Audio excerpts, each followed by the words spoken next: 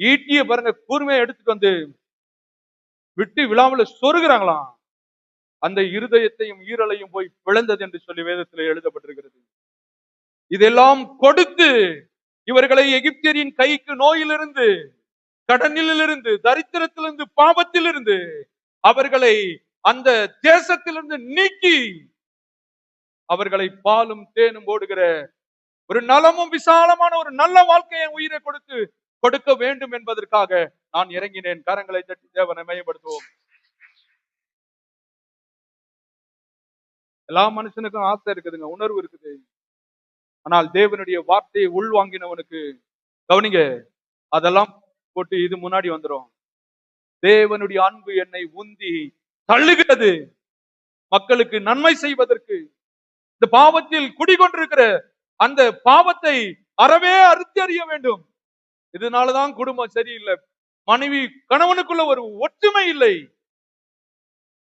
இந்த தேசத்திலிருந்து நீக்கி உங்களை பாலும் தேனும் ஓடுகிற நலமும் விசாலமான ஒரு நல்ல கிறிஸ்து வாழ்க்கையை கொடுக்க வேண்டும் என்பதற்காக நான் இறங்கி வந்து என் ஜீவனை கொடுத்தேன் என்று சொல்லி, நாம எது சும்மா லேசா வந்து எந்த பாருங்க, தாய் தகப்பனும் நமக்காக உயிரை கொடுத்தது கிடையாது. வேணும்னா உயிரை எடுக்கிறவன் தான் இந்த உலகத்தில் இருக்கிறான். இந்த உயிரை எடுக்கிற உலகத்தில் உனக்காக உயிரை கொடுக்கிற ஒரே ஒரு நண்பன் ஆண்டவராகிய இயேசு கிறிஸ்து. கரங்களை தட்டி தேவனை மையப்படுத்துவோம். நாம இதெல்லாம் நமக்கு தெரியாதனால நமக்கு என்ன தெரியுதோ அதுதான் பெரிய உலகம், சந்தோஷம். யோசிக்கும் போது மகா பெரிய ஒரு தாக்கத்தை ஆண்டவரே,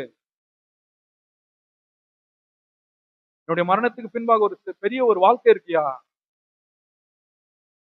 உண்மையை சொல்றேன், பரிசுத்தம் இல்லாமல் ஒருவன் பரலோக ராஜ்யத்தில், பரிசுத்தம் என்பது துணி இல்ல, பரிசுத்தம் என்பது சாப்பிடாம போறது கிடையாது, தூங்காம போறது கிடையாது. பரிசுத்தம் என்பது தேவனுடைய வார்த்தையை உள்ளே வைத்து அதன் அடிப்படையில ஒவ்வொரு நாளும் தன்னை காத்து கொள்ளுகிறவன், இந்த வார்த்தையின் அடிப்படையிலே வாழ்ந்து காட்டுகிறவன், அவன் பரலோக ராஜ்யத்தில் பிரவேசிப்பான். இதெல்லாம் செய்யாமனா பிசாசை துரத்துனா அதை பண்ண இதை பண்ண கர்த்தாவே கர்த்தாவே என்று கூப்பிடுகிறவன், உன்னை நான் என்ன பண்ணல தெரியாதுன்னு நான் சொல்லிடுவேன் அப்படின்னு.